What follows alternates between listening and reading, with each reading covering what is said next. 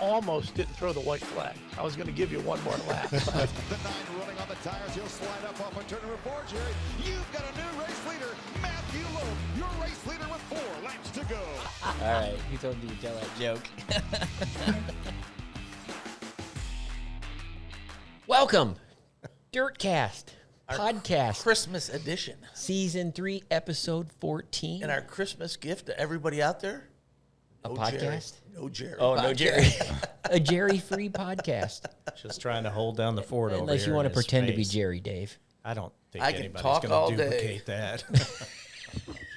Yeah, I think they're... Well, they do both like to talk. Yeah, 6 of one, half dozen of the other. I don't think we've really made any You know, I improvement could here. talk all day. I don't have any choice. They all talk to me. So, yep, no Jerry. That's our gift to you, the viewing audience. Yeah, last podcast was actually at the banquet. What? The champions reception. What? Yeah, exactly. Huh? Yeah, I had like my headphones on like this. Couldn't hear shit. I think your hat's on upside down, right? It is. I Still got a came that headache. way. I just left it. We could hear you, though. I could turn it inside out like a rally cap, but you wouldn't see IMCA then if I did We could that. hear you at the Banquet podcast the whole time. You could? Yeah. Did I talk too much? No, it wasn't too much, but it was an interesting change. You're pretty involved. I was trying to listen as It was best I could, difficult. hear as It best was I could, difficult. because our headsets did not Oh, my work. God. Could not hear anything that each of us You was were saying. there for like 2.5 seconds. Unless What are you I complaining got about? a headache. I get these migraines. Yeah, Jim's like, I'm out of here. It didn't help you're all the way over here, and the guest is all the way over there, and you're Yeah. yelling across the table. But Yeah, but I thought it was interesting. I thought, Lee Goose was a very interesting conversation, I thought. But all of them were. Yep. The Dragon Kid, which I learned how to say his last name. Dragon Kid. Dragon. Nathan Dragon? Nathan Dragon. His last name it's spelled D-Ragon, but it's Dragon. Dragon. yeah, if you say it Like fast House of enough, Thrones. Dragon know, Kid it sounds comes out like a dragon. Chinese restaurant. Hobby The stock. Dragon Kid. Dragon Kid. I'll have the number 13, please. Yeah, exactly. Szechuan Dragon Kid. Oh, good Lord. The sexy lady roll. It's my favorite. The sexy roll. lady It's roll. called the sexy lady roll. But anyhow, we're getting off track. I've already. never had that. I bet Yeah, not. so the banquet we had some technical difficulties. We soldiered through. We did. We got through it. That's the way we roll, though. For you, the viewing audience, we do what it takes to put on a show every damn time. Anything up. for our customers, step it That's up it. when it needs to be stepped up. for our legions and millions of podcast fans Oh, absolutely. I think across the Yeah. across the IMCA nation, number one, across the IMCA nation. the number one IMCA podcast out there right now. We do have the number one IMCA podcast out there right now. Take that from us, bitch. We even have our own hats. IMCA Nation sounds like a T-shirt already. It doesn't does. IMCA. I raise an IMCA Yeah, it's so funny. Different regions Or of an the country. iStock. or an Or iStock. iStock. I like iStock. We're called lots of things. I don't like iStock. I like stock Some of them we cars. can't really repeat on the podcast. So anyhow, we also had some milestones before we bring our special guest on, which I think he's ready, right? Not yet? yeah. Okay, so we got a few minutes we can talk for you. How our If first... anybody knows who our special guest is, you'll understand why he's not ready.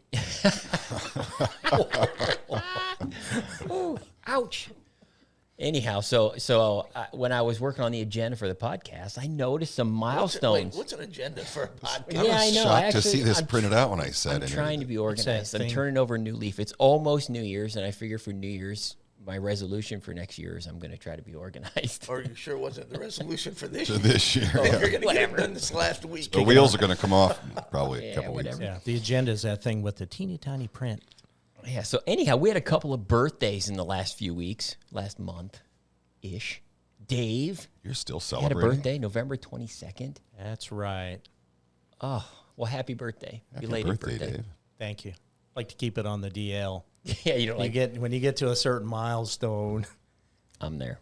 we don't talk about it too much. I agree. Thank God you're not there. But the next guy is definitely Oh, older yeah, yeah. than me and always will be. Who's that? Kurt. He's on the list. Oh, I thought you were talking about Dave. But I mean Jim. Jim. Sorry. Jim too, for that matter. Jim, Dave, and Kirk. I tried to say all three But of I those think he names just at the called same you. time. I think he just called you Jay. I heard Jave. that. Jave. Called him Jay. You know, I was going to say I've been Yes, called worse, but I don't know if I have. Yeah. I'm not going there. All right, so Kirk, yeah, your birthday was on November 22nd. So if anybody wants to send you a late birthday card and combo with a Christmas card, maybe. You do like my mother, who still tapes money inside a birthday card Heck and yeah. sends it to me. Heck yeah. I'll take that money. You got your birthday on the 22nd. Kirk's birthday's right for the banquet, Yep. Right. November 27th. Kirk wasn't at the banquet this year. He was celebrating, wasn't Celebrating He his was- birthday. Or his wife's birthday. His I wife's think they birthday, both have, is like yeah. the next day or Yeah, on they're very Thanksgiving, or they're close. all right there in that Thanksgiving weekend. So, yeah, and then we had some anniversaries, some employment anniversaries that I thought were interesting.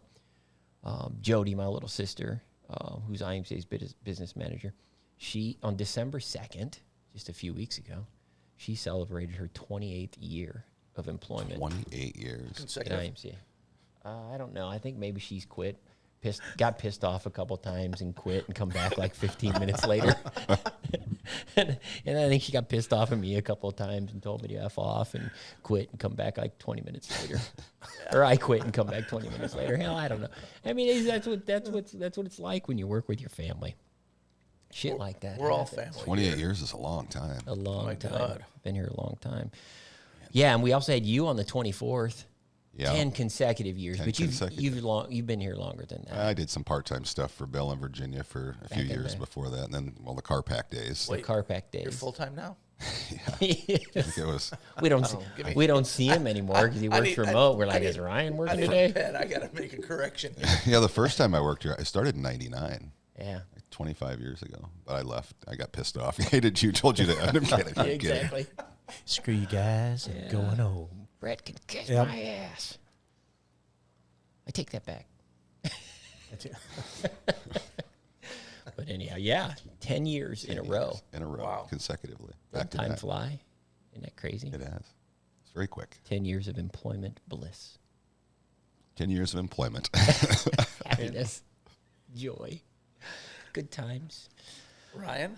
fun stuff. Jim, Jay, Dave, Kirk, whatever your name is over I feel there. like that's going to stick Jave. now, Jim. Dave. It's No, Jave. it's not. This You gotta get rid of podcast, that. It's Jave. What were you going to say? I guarantee it's not. I just wanted you to comment on the 10 J-A-Y-V-E. years of Ted, bliss. it's been good. I mean, I've enjoyed it.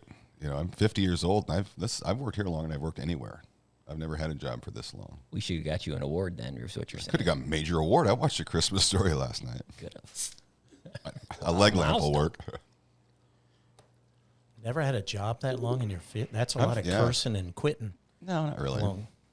I moved around a He's a little rebel. bit. Not so much everywhere else, just here. You a little flighty, Ryan. I don't know. Flighty. Ryan? Be more specific. Yeah, no, I'm not going to give any more details than that.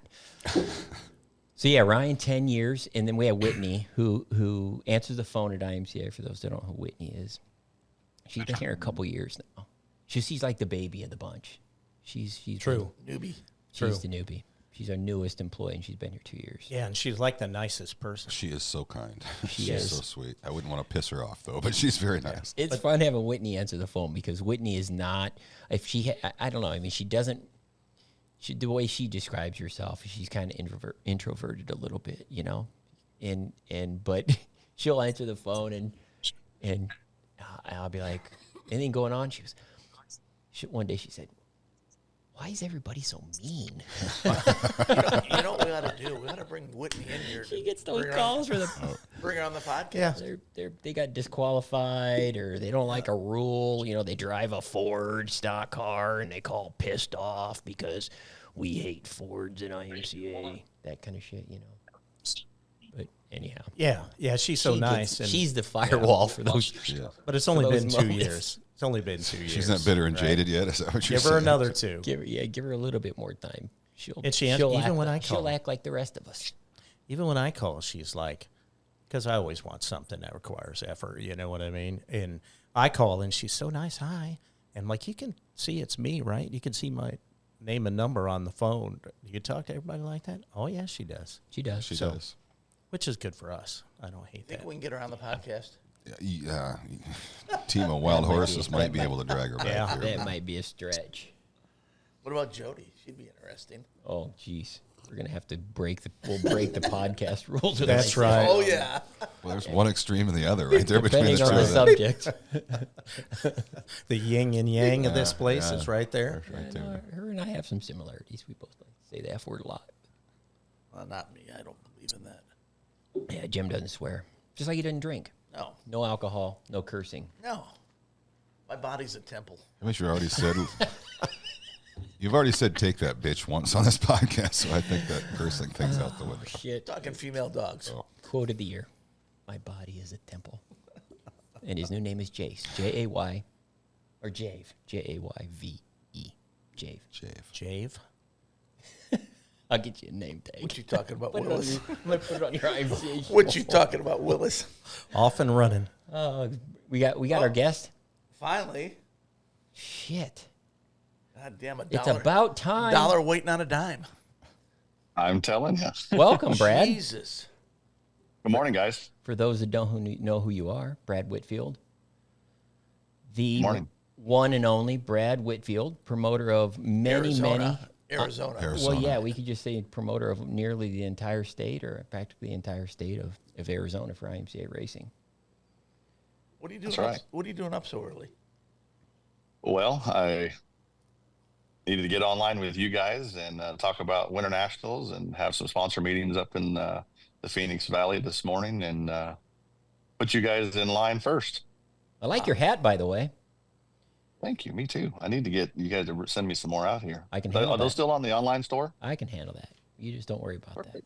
We'll get that. All we'll right. get you covered. Appreciate that, Brett. You got a fancy, problem. fancy shirt on there. You're looking all dapper. Yeah. I'm ready for you guys. I'm ready for Winter Oh, Nationals. boy. Well, Yeah, let's talk I'm about ready, Winter but the Nationals. facility, yeah, we're excited. Super, super excited. Bill put a story on my desk. I don't even know if we put it on the website Yeah, yet. it's up. It is on there. For those, Is it up? For those, 200 entries. yeah, and for those of you that Yeah, are going we're to head to Yuma for the Winter Nationals, you're going to be sadly mistaken. yes. Don't go to Yuma. New venue this year. A little shorter drive Casa Grande, for some people. Arizona. It is a shorter drive for some, a little bit longer for others. California guys, they're going to have to come over the hill another 2.5 hours. But everybody seems to be excited about it. I think we were at 237 entries this morning when I looked. So it's looking to be just as big as ever, if not bigger. That I is think enough it'll for a be- race. And I, That's enough for a race. and That's I right. looked at the extended forecast. It's supposed to be an average temperature of 93. What? So I shouldn't pack any pants. We're straight shorts for the 93 week. for an average temperature. I mean, the Yeah, lows are going to get down to the mid 70s, but Oh, 93 for highs. I, Fantastic. you know what? I might even wear shorts. Oh God, We all want to see that. It's like Dave in No, shorts. no. says no one. Yeah, that's Says how no that's one. how I gauge it. You know, if it's warm, if I can wear shorts the whole time, then it's warm enough. So If I Right. have to put pants on, then I'm like, why'd I drive all the way down here? what else can we expect this year at the new facility, new location, new Brad? Well, yeah. A lot has gone on in this facility. We've put new suites up. We put a wall around the racetrack. Billboard walls are being built daily. They'll be completed by showtime. New restrooms, new showers, a lot of time and energy and effort, blood, sweat, and tears. You guys are privileged that I'm actually holding still long enough to do this because my OCD doesn't allow me to do this very often. So, no, I want to thank you guys for having me on this morning. But there's a lot to do in Casa Grande. I mean, Yuma will always be bittersweet. That's where I got my promoting start. It's where we got Winter Nationals off and running. And thanks to you guys, couldn't ask for a better sanctioning body to be behind me and make this winter racing destination what it is today. I don't think that there'll be any hiccups in it. It's going to be the same great cruise. I believe Dave's coming out the first week, and with these new rules that are in place, I've had a lot of phone calls, and I just said, you know, cars got to be legal. There's no grace racing on this stuff. If Super Dave's going to be there, and you know how that goes. So I just toss it over to Dave, kind of like you guys do. So I do it too. But as far as Winter Nationals, Nothing's going to same. It's going to be the same great racing. I think Casa Grande races a little bit better. It's a smaller racetrack. It's a 3/8 higher banked. It races better than Yuma did. There's a lot more to do in the area. There's golf courses close by. There's eateries. There's malls. You have Phoenix 40 miles away. A lot of guys are really excited and intrigued that Sky Harbor Airport's only 40 miles up the road. Tucson's just to the south of us. There's just a lot to do. There's hiking you guys can go do. You guys take your bikes out and go riding in the desert. There's just a lot. I'm going to probably pass on that. But excited. what I'm excited about, I think there is an In-N-Out within 5 miles. There is an In-N-Out within 5 miles. There you go. I forget that you guys, we take that for granted, and you guys, that's the first place that you go to help plug those arteries up, Jim. We've had this conversation. You got to stop that. What other reason does anybody need to come down to Casa Grande? Well, good racing. So you're going to ride your mountain bike to In-N-Out, Jim? Am I catch that right? Yeah, I'll work on that. It's only 5 miles. It's not that far. Just And haul one your. ride. Gonna drive your. Are you gonna pedal your temple to In-N-Out? Yeah. I'll work His on that. body is a temple. That's right. Pedal your temple. Oh, so I have just a couple of, like, I think questions that are important for the racers to somewhat know. So Yuma versus Casa Grande, size wise, what's the difference? A little bit more gear, not much. So it's bigger. It's Casa higher banked. Grande's bigger. I know it's a little bit smaller. Okay. The speeds are much faster than Yuma. So the shape's different. A little momentum. It is shaped different. Yeah, absolutely. It's shaped different.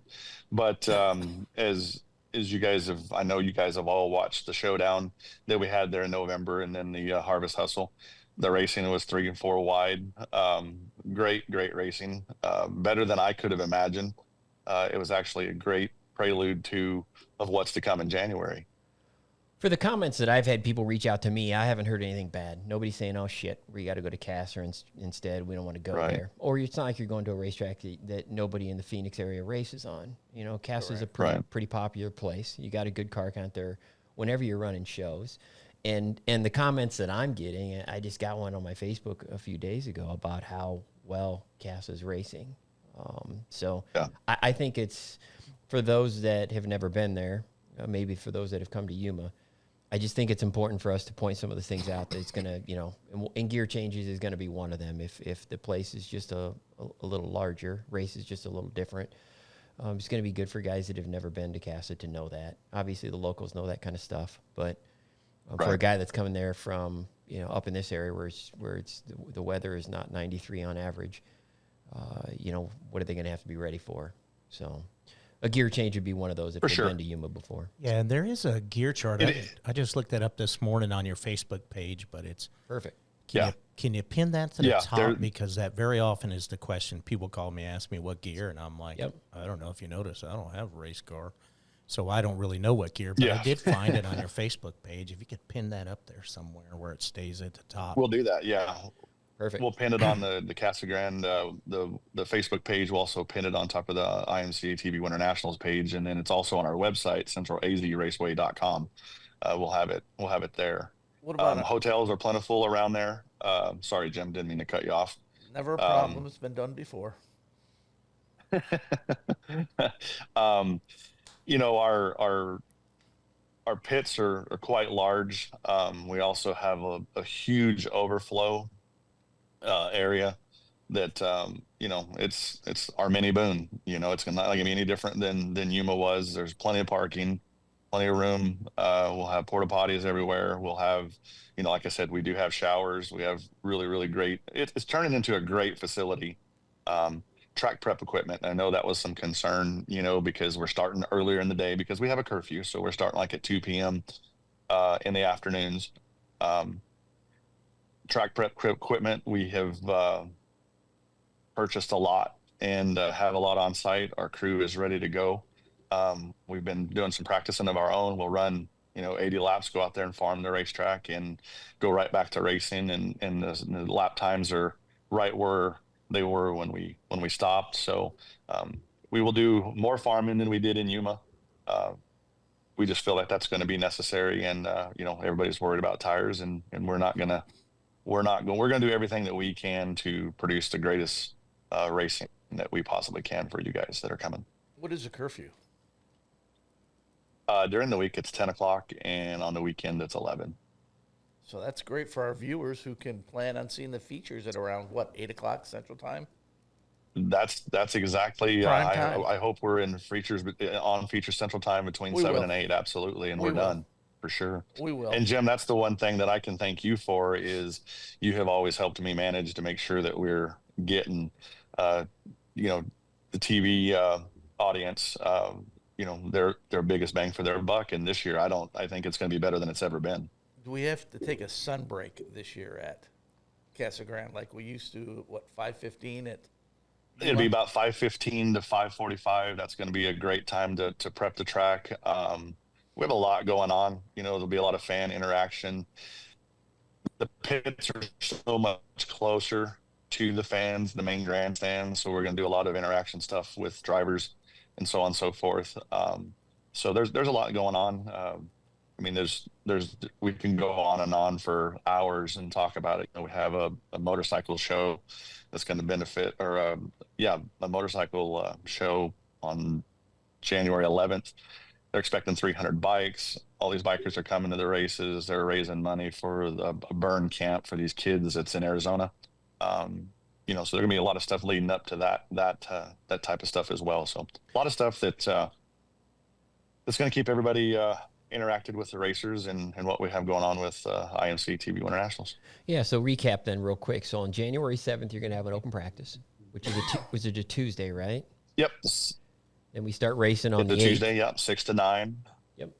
Racing on the 8th. On Wednesday at on the 8th, yep, at 2 p.m. So we'll race the 8th, 9th, and the 10th and the 11th, 4 days in a row. We'll take a few days off, the 12th and the 13th. Then we're going to come back with the following week on Tuesday again, the 14th, with another open practice for those who maybe didn't come the first week. And then we'll race 4 more days in a row, 15th through the 18th. I got to make sure my plan lands. Something that I added yesterday. Soon enough. Right. Something that I've added yesterday was, we always do my brother's pit crew challenge memorial. And that's always fun for the stock cars, the modifieds, and the sport mods. It's 1,000 win for quick time. What day it's are we doing pretty that? fun. I mean, I know a lot of you have seen it. What's that? What day are we going to do that on? That's on Tuesday. That's the night of the practice. The January 14th, the second practice? Yes, sir. Yep, Gotcha. January 14th. And we're also going to do 1,000 to win hobby stock show for the top non-points. 30 in points. Yes. Gotcha. 1,000 to win, non-points race for hobby stocks. Who's going to race on that during that practice on the 14th? And again, all this information's on imca.com on our website, right, Ryan? It has been updated. Yep, it's on the. So we've got 237 cars entered so far. Obviously, any details you may have as far as the gears, you're going to get that posted on your Facebook page. Any details that the racers may have, questions-wise, as far as rules, they can always reach out to us here at IMCA. They still got a few weeks. And we will be rolling on 2025 rules, which means, stock cars will be on the metric frame. They can run the Camaro body, but they can't get it. We'll talk about that a little later in the podcast. Spec engines in the mods, or the clone as I call it. So there's going to be a little bit of different set of rules. So again, anybody racing-wise that's listening, racers, if you're listening, you're running on next year's rules. If you have any questions before you get down there, you can reach out to us. We'll get those questions answered. Are we doing any pre-tech, Dave? We are not doing pre-tech that I know of, no. So no pre-tech. We're starting at 2 in the afternoon. That is going to make it tough. I get it. We get it. Obviously we understand those things. But I'm just curious if you're going to do any. So if you're there and you don't race much IMCA and they've never met you, they could surely reach out to you. You're going to be there the first week, right? Yeah. I'll be there the first week, correct. So you will be there on the very first night of racing on the 8th. Yes. What So sponsors? be prepared for that, racers. Right, got any sponsors you want to give a shout out to? Yeah, we do. The Pit Stop Motorsports, they have been with us, providing parts and stuff to the racetrack. Gordy Speed Center, he's our tire supplier through Hoosier West this year. Yuma Insurance, as always, has been great. Playazool has come back on board again for our champions. That's a nice, beautiful resort, safe resort down in Mexico, Rocky Point, Mexico. They've come back on board to give away some more trips down there. There's just a lot of associate sponsors that we'll be blasting those off over the next 10 days on our website and on our Facebook pages as well. And am I reading this right? Where the Winterton Nationals champions get a fire suit and a helmet? They will get new fire suits through K1, and they'll get new bell helmets. Sweet. Well, it's Those are getting better by the And they minute. did that last year. It was great. Awesome. Yeah, that's something I didn't even know about. Yeah, to be quite and honest. there's And a- then also we obviously we crown champions. We give a jacket and a plaque for the champions. Yeah, and as well. that's been great. All these We divisions. appreciate everything that IMCA and IMCA TV does for us out here in Arizona. And yes, and as you just mentioned, it can all be watched on IMCA.tv. Yeah, that's a lot of stuff. Heading up the It is. production down there. What's that, Jim? Nate's going to be heading up the production down there. Yes, he is. And we have in our new suites, we actually have TVs in those new suites. We have a big bar and grill setup that we're going to hang TVs in, where people get tired of sitting in the stands and go down into this big bar and grill, and they can have their refreshments, their food, and continue to watch it on the big screens. And it's in the bar that's set up. Very cool. Well, we appreciate you We're taking the excited. time to hang out with us, Brad. I know you're a busy guy and you got a sponsor meeting this morning, so we'll let Thank you you go. guys for everything you do. Yes, thank you very much, and we look forward to everything kicking off on practice on the 7th and the first race of the year on January 8th down in Casa Grande. Thank you guys. Perfect. Thanks, Brad. Stay warm. See ya. Bye-bye. Very cool. It's a great event. Yeah. I mean, there's Great event. lots of changes to Casa Grande. Been there before, Right. you know, and you can watch it. And I've been watching it on Facebook, and I watch their races too. And it's been really racy. I It mean, has been. to the It point is. of racing from the back to the front. Yeah, you really don't hear a lot of bad things about the place. You know, Yeah. whenever you get 200 plus race cars on the racetrack in one format on the same night, it creates challenges for track prep. It creates challenges for all kinds of things that there's constant moving things that racetracks are doing and that racetrack promoters are trying to address. But Nate was down there too as well. Just last month, I think Nate was down there in November for was it the Dick Deacon? Is that what it was? The Showdown is what they called that one. And again, I know some racers that were down there that just loved the place. Sent me some Facebook messages that say, hey, this is going to be pretty good. So we're anticipating a very good Winter Nationals. And again, you can watch it all live on IMCA TV. You got the pricing for that stuff all set up yet, Nate? So all the package and the dailies and all that stuff it's still a pay-per-view. All that stuff is posted on IMCA TV as well. So if you want to pre-buy that stuff, you surely can, right, Nate? Make a great holiday present. It would make a great Stocking Christmas stuffer. gift. Yes, stocking stuffer, Christmas gift, whatever you want to call it. Yeah, so it was nice of Brad to take the time to hang out with us for a little while. Again, I know he's busy today. He had a sponsorship meeting, so we had to squeeze him in right away. So we're going to go back. We're going to backtrack a little bit because I do have an agenda that we're going to try to follow. I just put in here last, like a year in review. I think this podcast a little bit is a little bit of that, but I also was kind of curious, like individually, do you guys have like one thing this year that stands out? Ryan, do you have one thing from this year that stands out in your mind that you Like remember a the most? race Anything. or an event. It could be anything. It could be. I don't want to.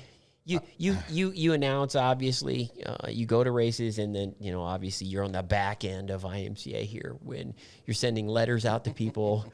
Ryan does some interesting things here. So I always wonder, like, what sticks in Ryan's mind for the year? Because we have interesting things. Sometimes they aren't always necessarily From positive. From an event standpoint, I don't want to beat Super Nationals to death. Kelly Shryock's win in the stock car. Damn it. That was like. That was going to be my Was answer. it? Well, it was big though. It was huge. It's going to be hard to beat. Yeah, I mean it that was just, if you had to pick one memorable moment at a racetrack, that would be it. Just because I've never heard a crowd so insanely into the finish of a race.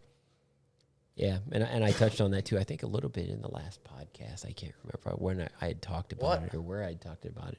Yeah, exactly.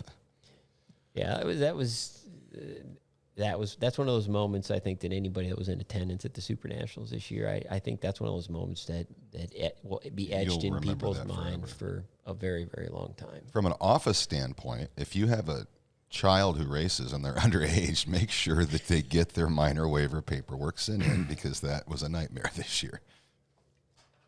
Yeah, It's a people- constant challenge It is. for us. It is. Yeah, That particular subject is I had parents calling me, 2 hours before the race.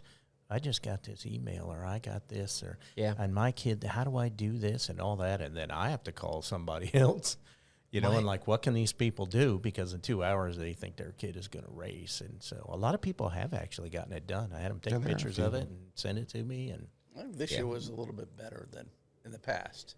Well, we attacked it, I think, a little more, aggressively. And, that brings up another point, the importance of having a license. Right. Everybody thinks IMCA just wants to squeeze every penny. But at the end of the day, the racers need that license to be protected with an extra $100,000 worth of insurance. Yeah, there's really no grace period, and that's one of the a very popular thing that pops up. It sometimes at special events at the end of the year, maybe more so, but even a lot at the beginning of the year where people just, I get a grace period before I have to buy a license, and the reality is there's no grace period when it comes to insurance. So if you get hurt at the very first race of the year and you don't have an IMCA license, you don't retroactively go back and apply it and try to get the insurance because it just doesn't go that way. It's the typical, that'll never happen to me kind of thing. I don't have to worry about it, but it does. And to worst case, just as worst case as you could imagine, happens. And so you think that insurance isn't important, but God forbid the worst case moment. Yeah, that day comes. Like racing without a helmet. Well, I don't need a helmet because I've never wrecked. Yep. Yeah, it's like a car. You can't wreck your car and then call your insurance company and get insurance put on it after you wrecked it.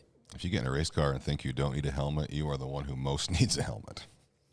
Now, if you don't think that, you know what? You probably don't need one. Maybe you don't. You're too far gone. He's not using what's in it. Brett, your memorable moment. What are we talking about me for? I was going to ask Dave. No, you. Why? Do you have one for me? No. My most memorable moment? I don't know. I mean, Ryan kind of took mine a little bit. I don't know. I never really thought about it. I wanted you guys wrote to it down on the... Which one? Didn't you write it down on our script? Yeah. You can put your own name down there. Oh, yeah, I put me. But I was going to go last and then just copy somebody. I think a memorable moment was the guy that was stupid enough to call William Gould's wife a bitch. Whoops. Correct. Yeah, there are things you just don't want to do. Yeah, that would be at the top of the list. That has never even crossed my mind to even do that. Yeah, obviously he did not know William before that. Correct. And William Is that the same guy that didn't need to use a helmet to race? It's got to might be him. Not only is that something not to do in general when he's there, but even if he's not there, it happens and you get out of there before he finds you, it's just not going to go away. No. It's one of those deals that things like that generally don't go away with anybody, but William Gould especially. Yeah, and she's a super nice person. So how did that happen? Yeah. I have a William Gould moment. Do you want me to talk about it on the podcast? Yes. I have a William Gould moment. So I was at Waco. It is a few years back, Heart of Texas Speedway. I was down there working. William was racing. I believe he's in a mod that night. And I don't know what was said, when it was said, how it was said, right? Well, I was down in the infield. Races were over. It was the end of the night. The mods I think I might have been with you on that one. No, you weren't not there. The same one? You were not there at this one. Okay. I don't believe you were there at this time. But anyhow, all of a sudden, William Gould's getting out of his car faster than fast. He's pissed off, and he jumps out of that car, and he gets in this guy's face, and I generally felt fear for the man because William Gould was pretty pissed off, and I was just standing there, and I thought that was the maddest I'd ever seen. That was the most mad I've ever seen William Gould. Oh boy. And I thought he exercised a great deal of restraint, and so I didn't say anything. I said, hey, I was standing there. I was off to the side when it all went down, and then, and they were yelling, and I'm not going to go into details about what was said, but he was mad. And so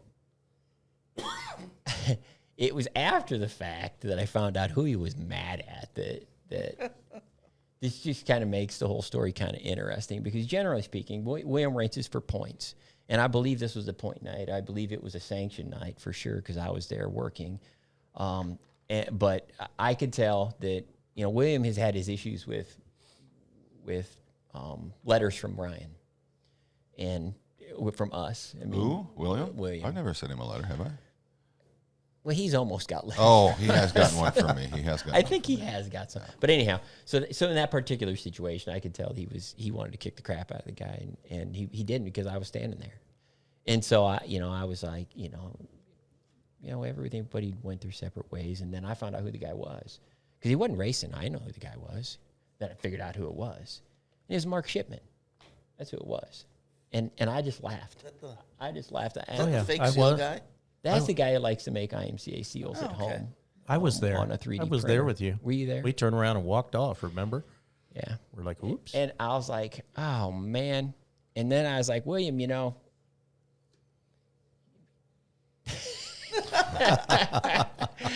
I could have solved a couple of problems.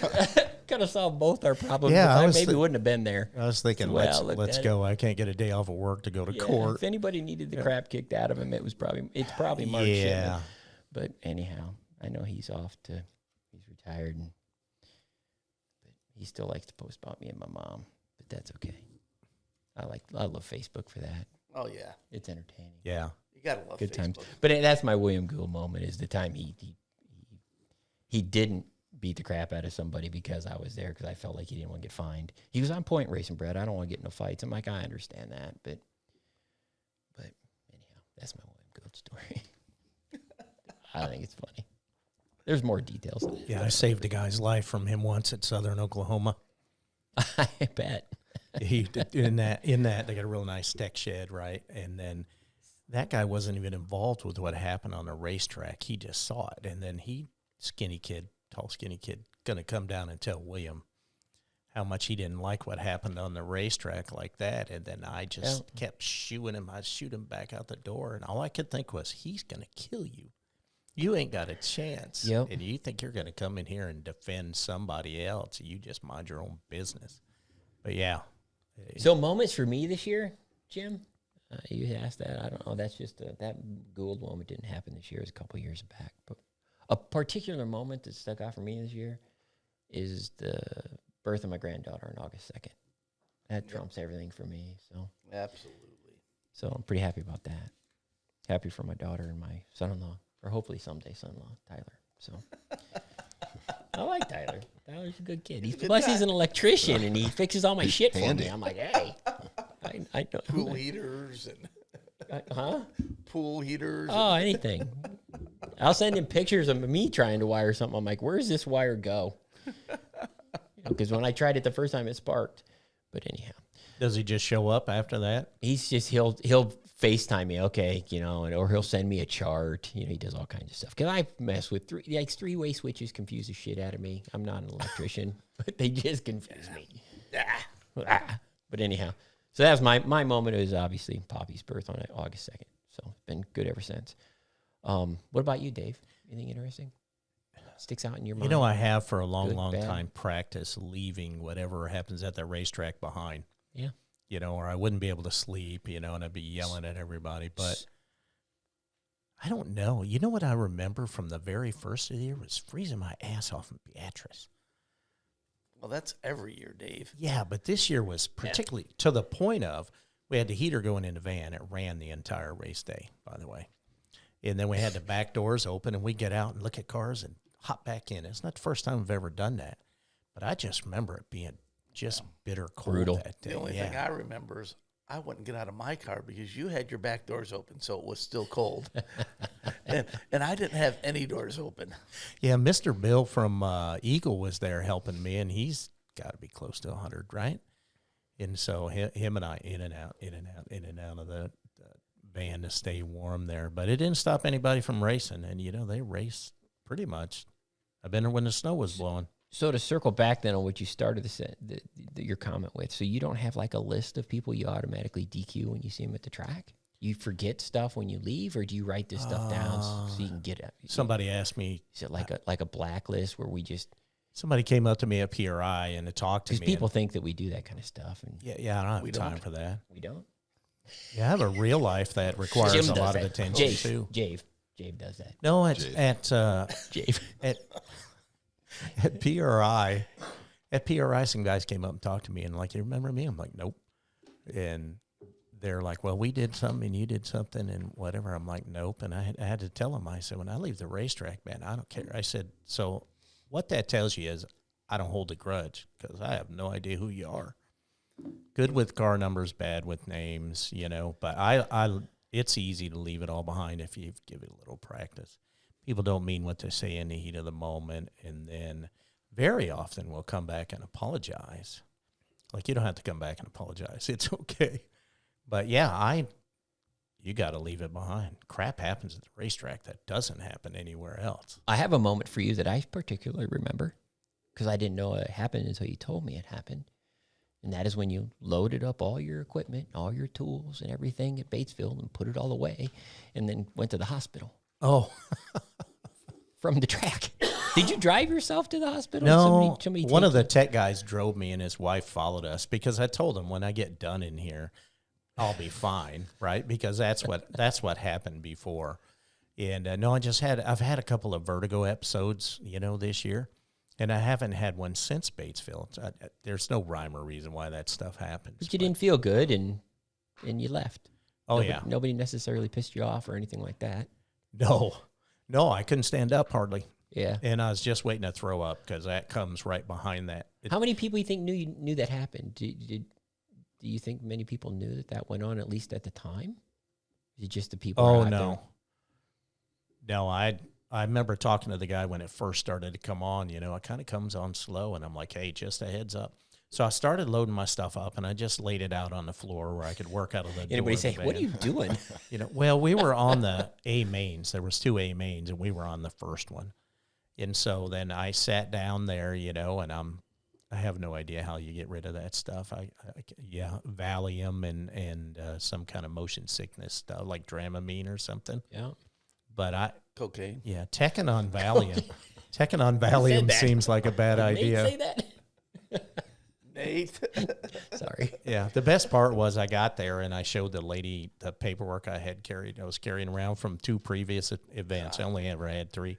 She reads it and goes, I don't think there's anything I can do for you right Sounds here. like Patrick Swayze in Roadhouse when he goes to the emergency room. Yeah, he carries his medical record. Carries his medical record. So he's like a dog. I've been rabies shot. So she gives Roadhouse. me the Dramamine. Roadhouse. That's a great movie. She gives me the Dramamine and a Valium, and she goes, when you get back to your hotel, take this, you know, and just go to sleep and wake up in the morning. You should be fine. What's your favorite? And you were. Favorite scene in Roadhouse? Well, the thing that astounded me the Then you had to most get was home. she let me get out the door, and I drove from the hospital back to the hotel, all hunched over the wheel about 25 miles an hour, looking at the yellow line, because the farther out you look, like the dizzier things were. It curved. See, yeah. This but road doesn't curve. I don't think it occurred to her that there was nobody there to drive me anywhere after. But, yeah, she was right, though. I woke up the next day and drove 7.5 hours Yeah. the next day. So Well, it's you're doing good. That's important. But when you call me, I'm like, you did what? You left the track, like when the races were going on? You're like, yep, packed all my stuff up. yeah. Just didn't feel good. It's been strange, but I've been to the doctor, and then I have an appointment. I'll probably have to have an operation on my ear, which is really common. He told me 98 to 99% success rate. So I'm just waiting to get scheduled in on that because nothing happens tomorrow at the doctor. Reminds me of the time I went to Dodge City, Kansas. This is a handful of years ago, and I probably already said this one Ed once in Beckley? a podcast. When Ed Beckley was running the racetrack, and I was there helping the tech guy. And Already sounds like fun, Ed Beckley. Ed Beckley, yeah, fun. The jumping motorcycle guy, you know, with his 400-pound girlfriend jumping on the motorcycle guy. back. They're jumping tandem. I'd appreciate Whatever, I couples think that do things together. Yeah, some wild stuff if you know who Ed Beckley is. But anyhow, his tech guy, I went into the infield and it was during heats and stuff. I was kind of back and forth because I'd never been to Dodge City. It's the first time I've ever been there. Went back out into the tech area, and the tech guy's like, well, it's not really nice meeting you, Brett, but I'm leaving. I'm like, where are you going? He goes, I'm quitting. I'm like, why are you quitting? He goes, if I don't quit, I'm fucking kill somebody. Oh, I'm tired of being called a motherfucker.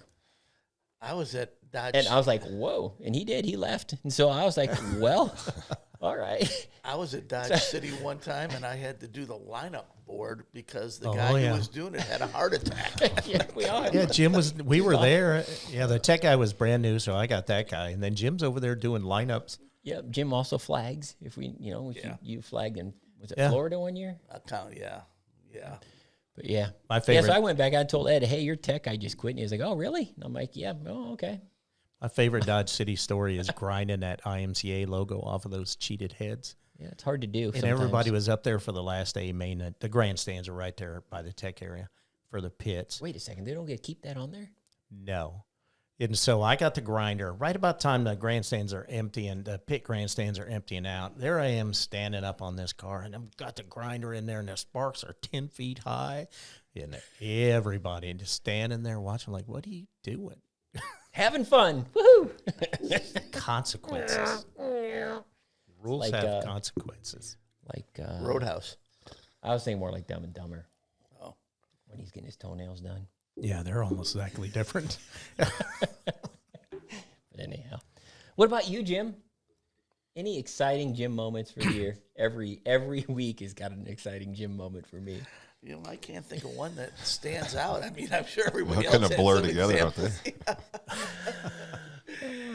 You can only tell so many people to F off, and they all run together. But no, I really don't. I mean, I think that's probably a good thing when nothing in the year stands out to me too much. We had a pretty good year when that happens. Yeah, for the most part. Jim's the guy that calls everybody if there's an issue with their licenses. Like you're racing in a class, you shouldn't be racing it.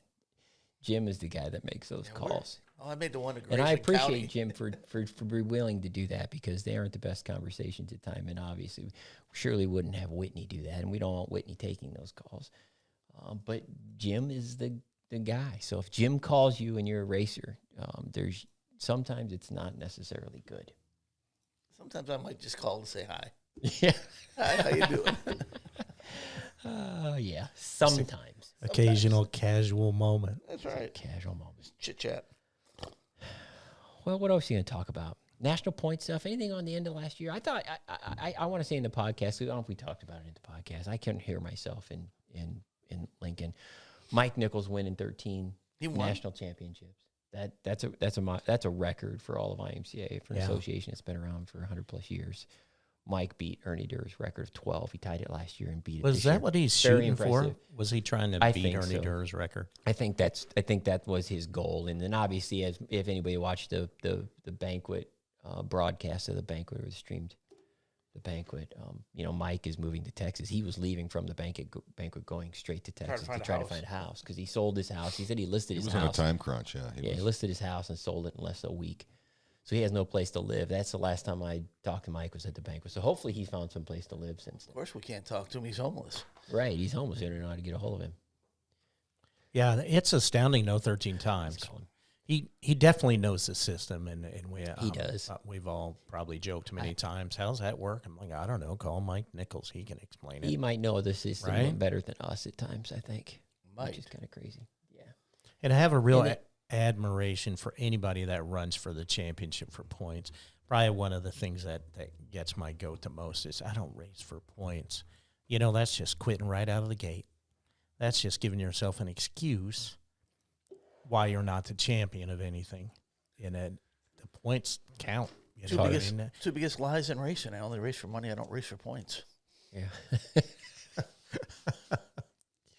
I tell a similar story. I just work here for the money. Yeah. Corey Probst winning the hobby stock deal. Again, there was another of those moments that kind of stood out for us. We talked about it at the banquet because when Ryan does all of his year-end projections, Ryan is very good with stats. We all know this stuff, but he's very good with stats. And so when we get into August, Ryan has his projections. And I think, and we've talked about it, I think we should publish some of that stuff because I think it's very interesting because it's very interesting to me to see some of the specifics on how it may or may not play out, and then whether it does or not. And I just thought that was interesting this year because when Ryan was sending those projections, Probst wasn't even on him from a hobby stock standpoint. Cody Williams or Mike Smith, who's going to win it? Yep, that's Here comes Probst. Yeah. Yep, and then boom. Yeah, the Probst interesting thing pops into about the Corey equation and wins it. They Probst. get a three-way tie and wins it. Yep. His win in particular was that somebody is doing the math. He's doing it or someone's doing it for him. Somebody is. And all of a sudden, and he's racing at Redwood on Sundays, and then you see the hobby stock car count start to really grow at Redwood, right? And it gets big because, and only thing I can picture is my head is Corey on the phone. Hey, racing anywhere Sunday? Trying to get cars to go race because he needed the car count. So, Yeah, you obviously we see those situations play out like that at the end of the year, and sometimes we see the opposite, where somebody who's literally in the same situation where you see people quit racing because they don't want to help them. It's just interesting. As car counts go up and down at the end of the year, and in situations like that, some people campaign to get more cars, some people campaign to get more but cars. if that was the case, it's still a very savvy not to get move if you're trying to be the Well, he had starts, though. I mean, Mike Smith and Cody Williams raced a lot during the year, and they ran out of starts a long time before Corey did. Corey races 2 nights a week, and he was probably just sitting back knowing. And his winning percentage was incredible. So it has to be to win the national championship. Yeah, especially if you don't win, if you don't race your maximum starts, Yep. Very cool moments, I think, and very good for IMCA racing. Down to the And wire, both, too. Yeah, both, Always fun. Exactly. Both good representatives. What else is on our agenda? I got some stuff on the national banquet, just a couple of quick things. We had a great banquet on Thanksgiving weekend. We had over 400 people at our champions reception on Friday night where we did our podcast at Speedway Motors, which is a very good attendance. Is that a record, too? Or? I thought Clay Smith had told me that night that they thought that was the largest. Yeah, the room was really full. They thought that was one of the largest functions they'd ever had at the museum. And I just think that that Friday night reception is a draw in itself to attend the banquet. A lot of people want to come to people get in ask, is the banquet worth going to? It's and I say, if you're going to come for the weekend. It's very cool to see. Correct. It's very cool to be in that museum. Not another museum in the country like that. Right. I think And they added on how won many? the award. 80,000, 180,000 square feet, Something crazy like that. amount. It's wild. Yeah. Every year it changes. And it's Gets a bigger. collection, right? Do they own It most of the stuff in there? I think it's a little. Some of it's got to it's probably a be little on of both. display. Yeah. But Some is loaned, but I think the majority of it they own. It's a 501(c) or whatever they call that, the charity. So there's how that happens and works out it's interesting, but they do a very good job. There's some of the coolest things you ever see in motorsports in that museum. Our banquet the next night, we had almost 600 people in attendance, which is about normal. We usually get right around 115 or so champions, right in that. So between the two, we had 1,000 people there. Correct. Correct. Good way of putting it. 115 champions came and got their stuff.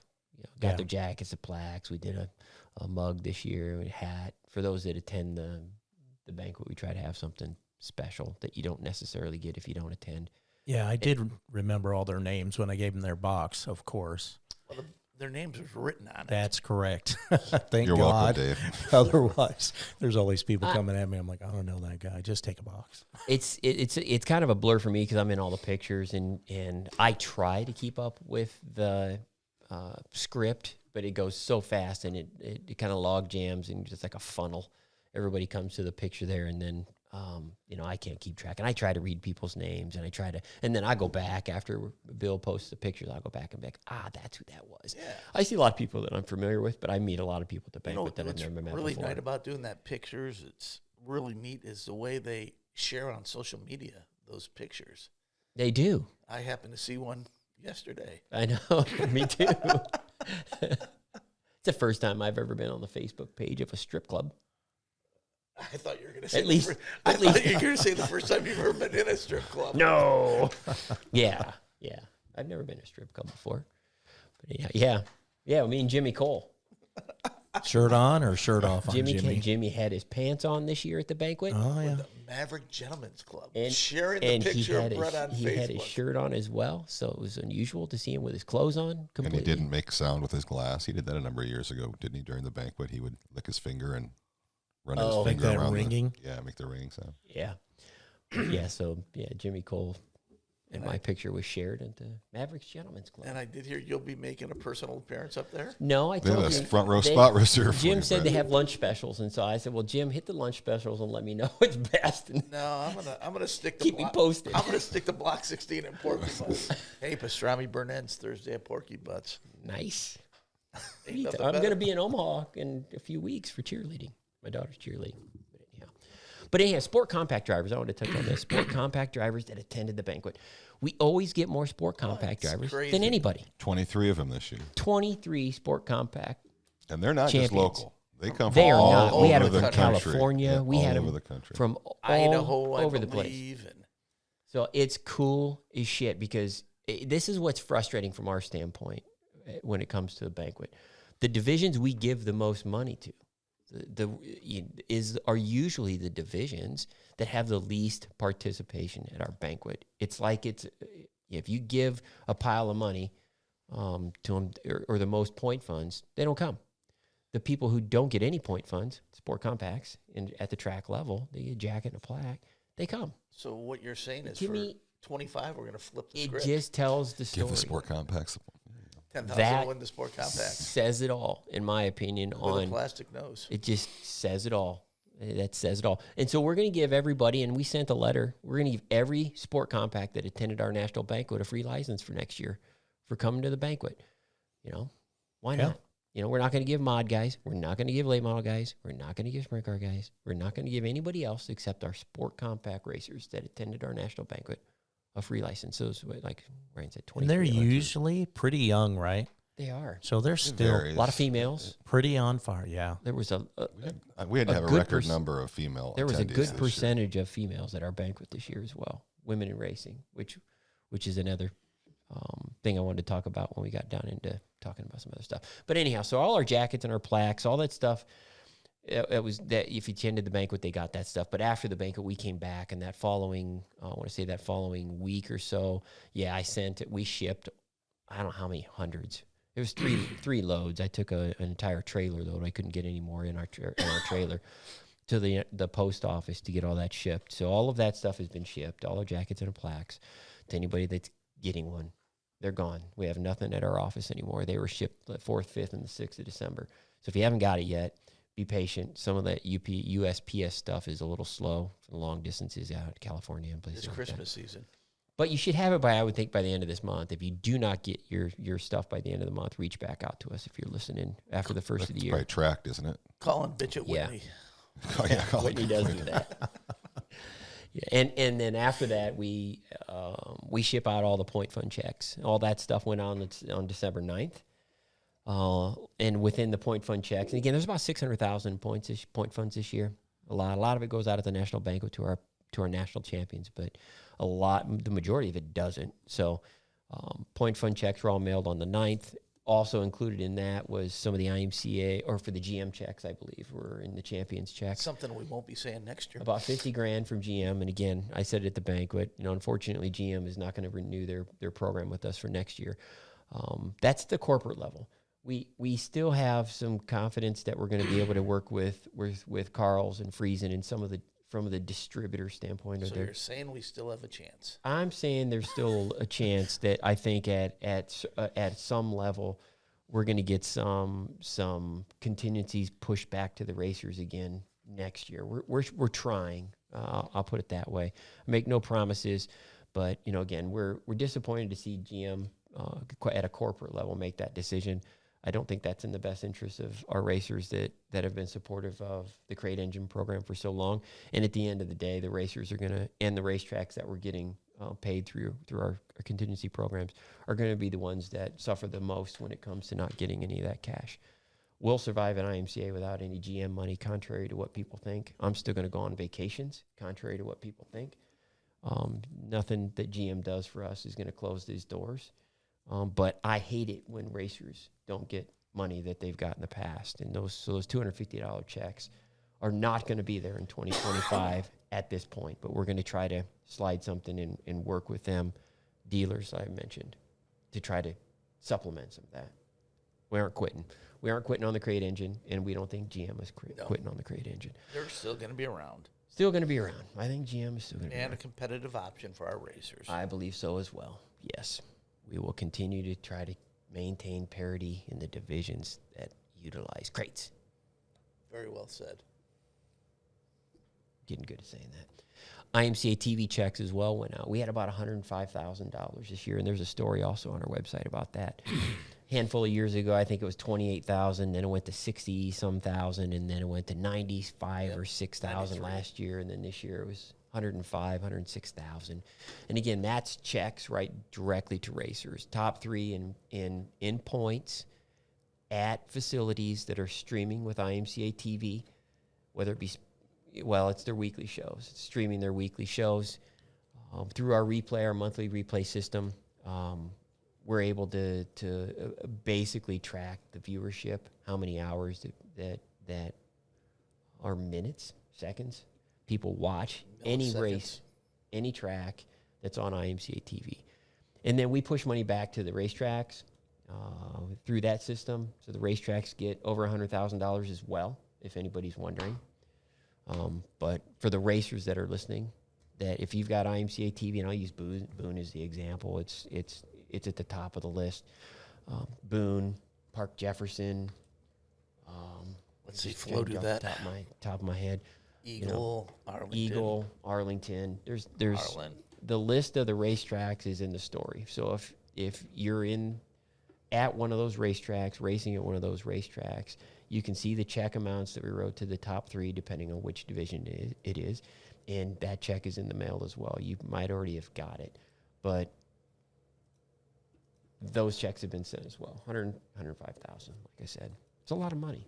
So, I mean, between the point funds that are generated through the sanctioning fees that the track promoters pay, our national point funds that we pay out of our pockets, any contingency programs that our 100-some sponsors pay, the GM money, the TV money, 700, about $1 million, 50, 800,000. It's usually about 800,000. That doesn't include like products and stuff like that. I mean, Carson has done a really good job at continuing the product giveaways that we do. A lot of them are certificates, but at our banquet, I know we were giving KSE steering boxes away and stuff like that. Some Yeah, that was interesting. Cool stuff. Here's your box with your coat and your plaque and some other stuff, and it weighs X we don't amount have of to ship pounds. some of that stuff.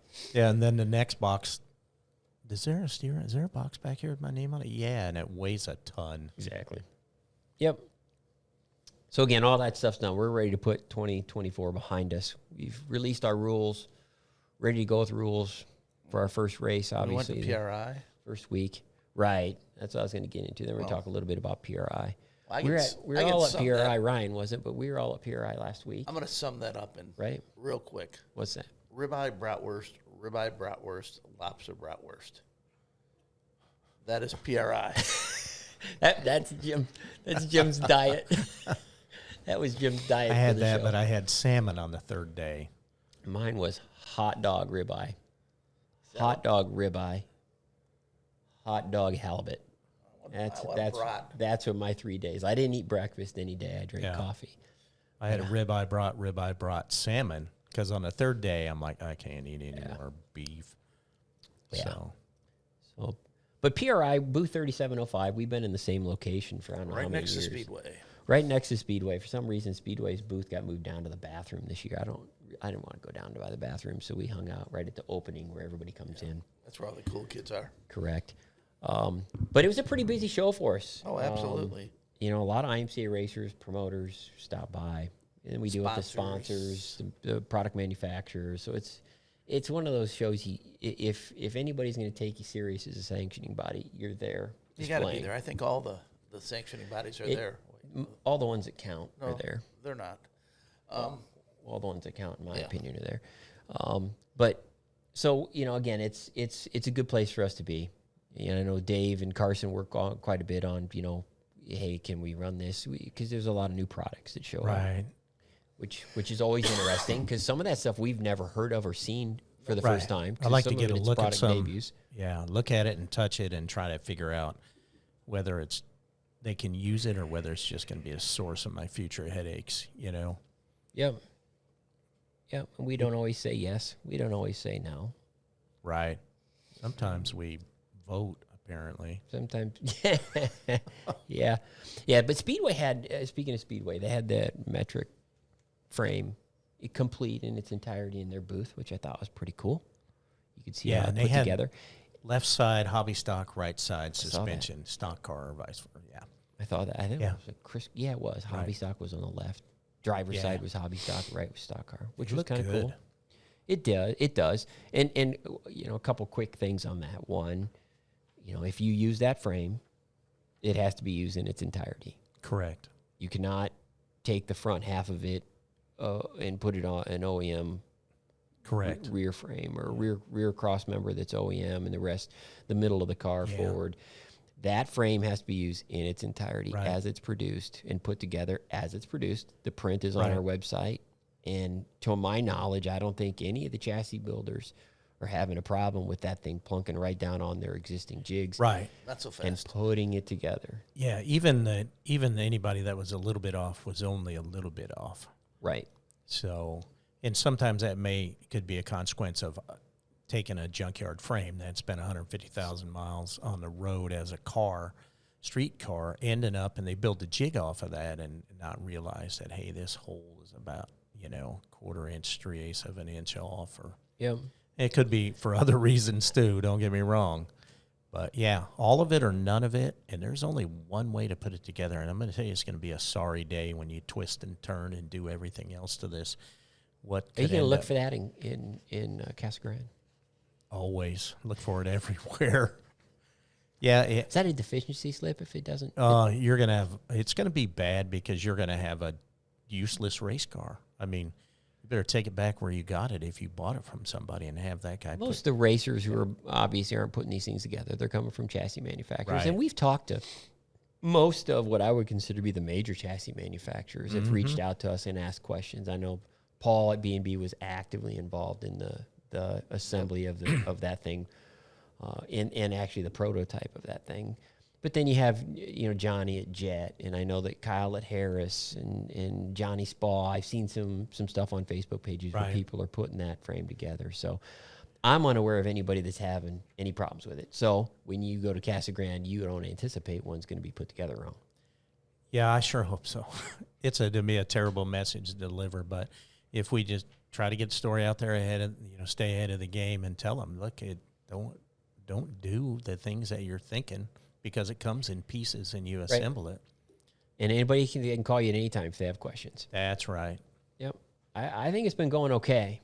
You know, I mean, we hear lots of rumors, or we hear people, oh, what are you going to do if this happens or that happens? And in our opinion, that frame has to be put together the way it's intended to be put together. And anything that's put together wrong is going to have to be fixed.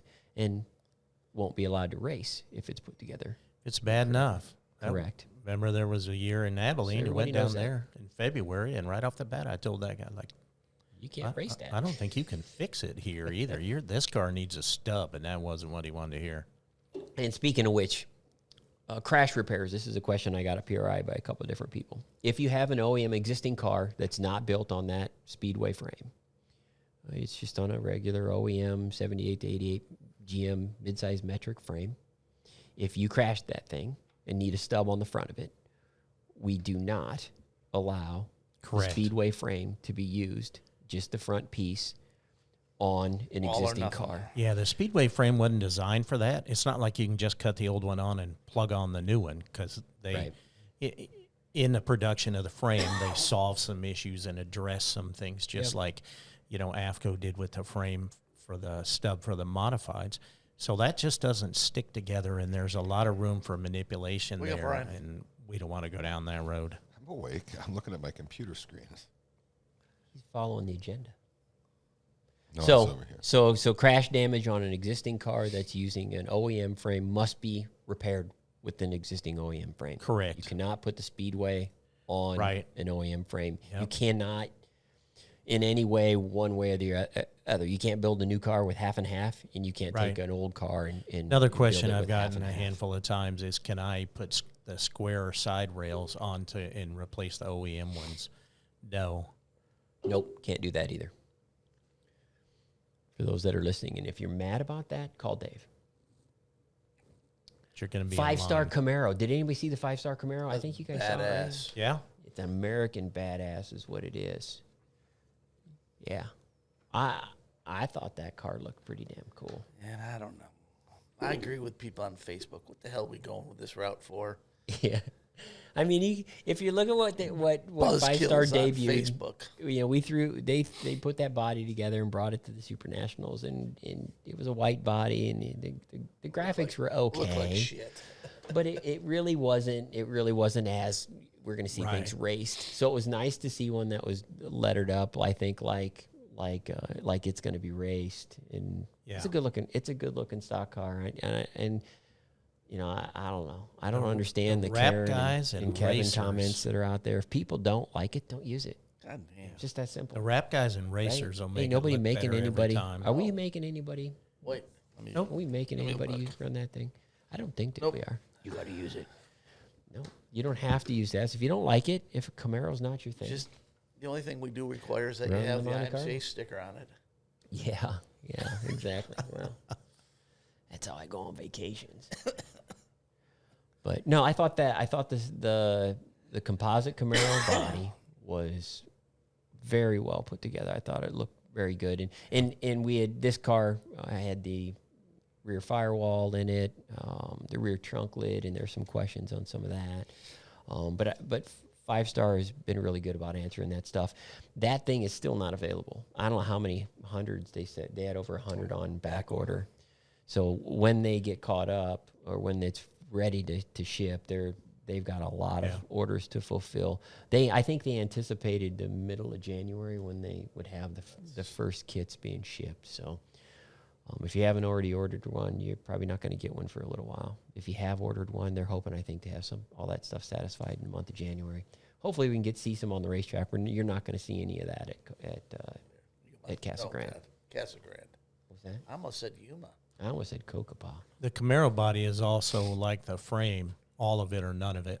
Correct. That's We the are other thing I not wanted to get mixing to. and matching parts. No, you can't put aluminum doors on your 80s Monte Carlo. If you look at the comparison between the two, and I've answered some of this on Facebook, and I don't know. I mean, I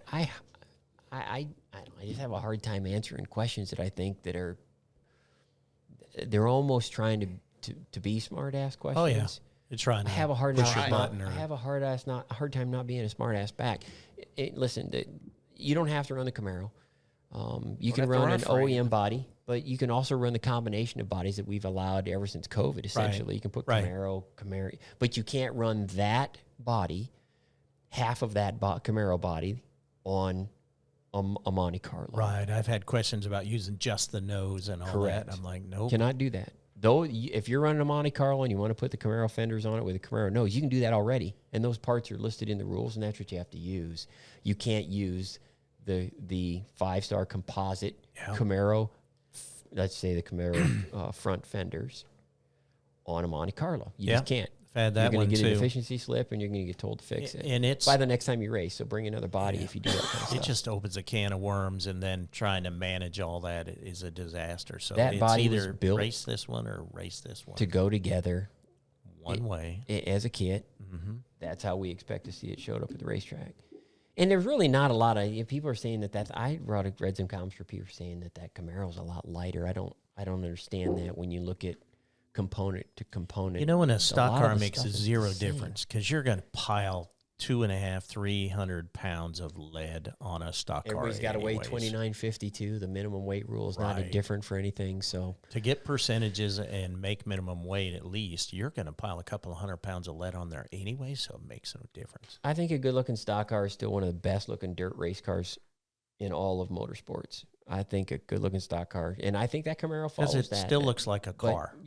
Correct. Even the Camaro is based on the Copo Camaro. Correct. Right. And in other kinds of racing, if you're racing the Copo Camaro, like that is one of the coolest things you could be racing.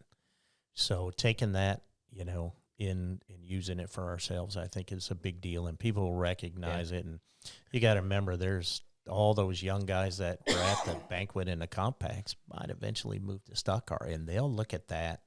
They don't want to race a 1980s Monte Carlo. They're totally unfamiliar with that. Yep.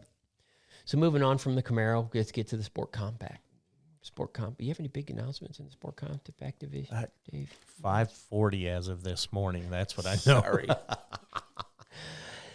When I was down visiting 5-Star and talking about the Camaro, they had a they had a sport compact nose on display, and I thought, well, that's just kind of cool as shit. Oh, look, my mom's calling me. With LED lights on it too. Take the call. Go I'm ahead, not take gonna- the call. No, I'm not going to. Come on, No. let's do it. I haven't talked to her Live for, guest. I haven't talked to her for a week or two. No, I'm not going to. I'll call her in a little bit. Anyhow, they had that sport compact. It was a 3D modeled sport compact nose. It's one that they don't Yeah, even. they printed it as an example or something that I have on display. It was interesting because we're there. I see the sport compact on the front of it. I'm like, well, that's kind of interesting. And then I went and looked at the little placard that they had, and I thought, well, that's interesting. And I'm like, well, this is kind of cool. When you guys, well, we don't even make those yet. Right. It's just a modeled prototype. Right. We thought, we just did that for attention. I'm like, that's kind of cool. They got a lot of attention. And so I'm like, I took a video of it and said things that make you go, put it on our Facebook page, and you'd think that I don't know. I'm just like, it brought some interesting comments, I guess. Like the guy that says, how do you decide to make that legal? Is that a board vote? Yes. Petition. Are you the one that said petition? I never said it. Somebody Send else us said it. So we've got there's an active petition right now on Facebook about allowing sport compact nose, even though nobody can buy one for 3 months We're monitoring it very at the soonest. Closely, yeah. It's entertaining at the very least. It keeps the conversations. But people are saying, "Oh, you're no way IMCA is ever going to allow that." And we even as a group, I think Dave's like, "Well, I think they need to change this and need to alter this," and I'm just like, let it go. I've said, as long as they make a nose for sport compacts that's specific to the sport compact division, why wouldn't we allow it? And they really haven't in the past. They've made Camaros and all this other shit. It makes sense, but cutting up a full-size Camaro nose and hodgepodging it together and then Doesn't make sense. we can see them online with just some kind of open compact I'm racing. a little bit worried about the aero package that's going to create with the sport compacts. Well, we're going to have to give them a spoiler to them. That'll Exactly. get some balance back in the car. Yeah.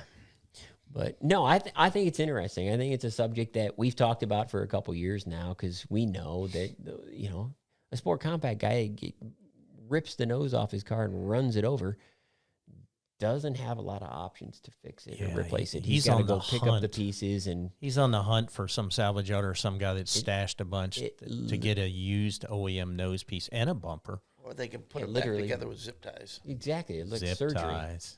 Putting them back together. We've all seen it. So that's a component that I think that we're going to continue to keep our eye on. And when they're available, I imagine we'll probably allow them, but don't get ahead of us until the rules are actually written and it's actually announced. But I don't think anybody's going to, I think we'll be some of the first people to know whether or not that thing's available or not. And they hadn't made it We'll go from yet. there. It was just printed, and when I was talking to them, like, well, here's what I think because it's got to fit on more than one brand of car. It's not like going to be Cavalier specific, right? It's going to be universal. So Yep. I just wanted that guy to know, like, in order to get it on Hybrid. everything, you need to kind of make it adjustable to a degree. It'll be a hybrid. I think they're only going to make one. I don't think they're going to make a Ford. Model specific. Right. Datsun and A Chevy, Chrysler, Ford specific sport compact nose. It sounds to me more like they're shooting for a hybrid that kind of touches all makes and models. And if they do, I don't see why we wouldn't consider it. Where's the sticker go on that, Jim? Oh, good Lord, you guys, don't say that. we'll find a place. Anyhow.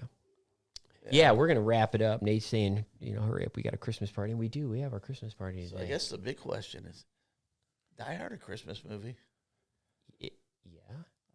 I agree 100%. 100%. He goes to his wife's Christmas party. Exactly. Is it like one of the most popular Christmas movies ever? I think it might be. That one or Home Alone probably is going to be one of the two would be my guess. Christmas Vacation. Yeah. Oh, yeah. There you go. 3 movies that you could just literally watch right now over and over again. I could watch all 3 of them start to finish. I don't know. Elf? I've never watched Elf. Oh, Will Ferrell is I'm an not idiot. I'm not a big Will Ferrell fan. Thank you, Ryan. I'm not. I've never watched Absolutely. He is the same person in every movie. I did tape Rudolph the Red-Nosed Reindeer. Elf. I bet you did. It's interesting how Silver and gold. Silver and gold. I watched The Grinch last night. Christmas. That's who I thought of right there. There he is. Interesting Mr. how we've Congeniality moved over. on from Peanuts, and the Land of Misfit Toys and other stuff to Die Hard. Yeah. Yukon Cornelius. And yeah, Bumbles Bounce. John McClane, was that his name? Yeah. McClane? John McClane, right? Oh, Yeah. yeah, from I think Die so. Hard. Yeah, from Die Hard. Bruce Willis. But anyhow, so one more thing on rules, mod rules, engine, spec engine. You want to talk at all about any of that? Can you do it in less than 3 minutes, Dave? I'm Well, going to try. start the clock. Yeah, Oh, it started a minute and a It's- half ago. it's super simple. So the spec motor is a stock car motor with a little lower compression. We had to lower the compression because it just had so much torque. And it's a stock car motor with a little lower compression, different intake manifold, and you have to build it on a roller cam block because roller cam and roller lifters. And the limiters, we always have some limiter. Sometimes it's the natural limiter that's built into the part to use to keep things from getting way out of hand. It can't be the Wild West of engine building again. We've already lived that. And so the lifter, the mandatory lifter, there's two options there. In the mandatory spring, there's two options there. You know, the first option is a very familiar 604 spring and lifter. There's millions of those things around out there. And they're still available. You could buy them. But we also picked up Melling lifter and spring because, like, I walked into the parts store and got those. Yep. And if you had a problem and you need to replace one or whatever, you know, you could just buy it right off the shelf. I mean, I had an inventory. And so those are the limiters. The spring's only going to take so much lift, so much RPM, so much aggressive. Just like the 604. Camshaft. Exactly. It was a very good lesson I learned. like your Yeah. definition of it, a clone. It's a clone. The clone. We should change the rules from spec to clone. Spec the Brian, clone. can you Clone. handle that? Like It's kart clone. It's racing. clone. Kart 2026. racing. You has can all those literally, and we clones. had this question asked at PRI, you can literally take a 604 short block, Correct. pop the heads off of it, put on a set of Dart or EQ IMCA branded cast iron heads. One of the engines SR we head. tested was that. It Yep. was we took the It's took out the heads here. off it here in the office and then just hold It's it. out here. It's the one that we dynoed. We put the Right. we put the Dart heads on it at Speedway with a Vic Junior intake and dynoed it. And it was in here for a It's- variety of reasons. I collected that in Florida, but You it had a did. reground 604 cam in it, and they tested that. But they also tested what the engine builder thought would be in a camshaft he would use Yep. to get a baseline of just what it could do. But the spring and the lifter will be very important, but otherwise, stock car motor Yep. at 9-1. We think it'll be competitive. You can run the spoiler with it, and obviously you're probably Yeah. going to see one of those right out of the gate, I think, on January Yeah, so 8th. you do get the spoiler. You do. 6,800 RPM, just like the crate, and it cannot be claimed. Correct. What's a claim? So, what else? We already talked about Winter Nationals. Wow, that We've was got good. some mod light racing in Georgia, I think. We've got some mod light stuff that's going on with the Hunt the Front series, I think. I don't know if Nate knows much about this or not, but yeah. So we've got some early season mod light races going on in Georgia, which with the Hunt the Front late model tour, Yeah. which I think is interesting. You can watch that on Hunt the Front TV, which is again an affiliate of IMCA TV on the same Rivet platform. I think Eddie Campbell with the Tennessee Mod Lights is kind of leading the charge in Georgia for that winter race, Yep. from what I understand. And I'm pretty sure Jimmy's going to go down to that, Yeah. so we should have some representation from Jimmy and his on little our end. Yeah, correct. They got a little tour for Mod Lights early here in the season. So if you're a Mod Light racer and you're freezing to death up here in Iowa, the upper Midwest, you can head to the southeast, Georgia, Florida, race your Mod Light. And then then we get into also in February we get into Icebreaker at Abilene. It's always Yep. right around my birthday on the 20th of February. Usually that third weekend in February we'll do the Icebreaker, and then we got the Clash on the Coast after that. Not a lot going on the next couple of months racing wise, but big enough- events. yeah, specials and enough to keep people interested, I think. But I think a lot of people are going to be working on race cars that time anyhow. But those who have them ready can surely head south and race somewhere that's right. sanctioned. Anything else? Again, we want to wish everybody. You're going to bring Bill in here? I saw him on your agenda. I don't know if, I was just going to mention that Bill's going to retire. Bill's been with us, for those who know who Bill Martin is. I said it at the banquet, too. He writes all of our champion stories every year. Bill started working here. I think, did you hire Bill? Yeah. I think Bill was hired. Jim hired Bill. Again, you have people that come and go. Ryan came and went. left, started here, went and came back. Jim worked here for a while, left, came back. I started working here in high school, left, came back. My little sister, Dan, has been here all, part-time. I mean, a lot of us that are in the office have been here for a long time, and Bill's been here since, I believe, it's like March-ish of 97-ish. A little bit before me, a couple months before I got hired. March or April, because I was hired in July, I think my start date technically. 27 years. So Bill's been here a long time. We're sad to see him go. I'm, like I Done said, a great at the banquet. job over the years. He has. I'm from a selfish standpoint, I don't want him to retire, but from a personal standpoint, I'm happy for him because he wants to retire. That's good. Hopefully he can keep himself busy, and hopefully I can continue to maybe convince him to write some champion stories and do some stuff for us on the side, because he said he'd be somewhat interested in that. I just don't think he wants to show up at 8 o'clock, and I don't really want to blame him on a day-to-day basis at the office, So, but we appreciate everything that Bill's done for us. We really do. Want to wish him the best. Yeah, he's just a wealth of knowledge. He is. And that's going to be hard to replace that It is. experience, right? Correct. So, We got to find somebody that's kind of programmed like that, and that's hard to do. Very hard to do. But hey, nothing stays the same. Everything changes, Correct. right? So, again, want to wish everybody who's listening Merry Christmas, Happy New Year. Yep. Our office is going to be closed for a few weeks. We'll be closed starting the 23rd through the holiday, and we'll open up, I believe, the 2nd of January. Ish. If you want to buy an IMCA license for the races down in Casa Grande, you can do so online. You'll get a receipt. We'll be checking that. Dave will be checking that at the pit shack when you show also up. on your phone, yeah. So make sure you get your license bought. Again, a great Christmas gift, to be quite honest. You get your IMCA license. That way you're ready for the insurance and anything.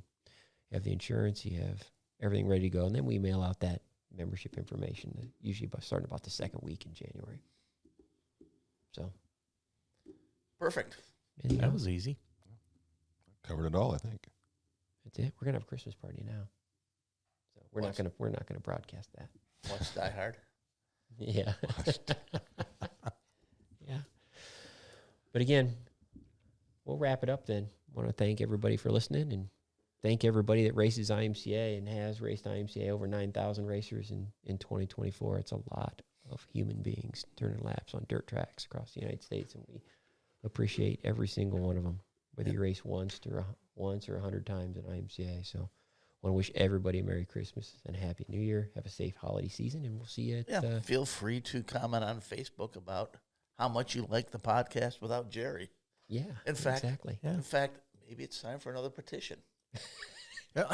Who doesn't want Jerry back? It's going to take at least 27 people to sign that petition. We'll wrap with that. Set your- again, we'll Your see pass fail lines we will see 27. everybody in January 2025.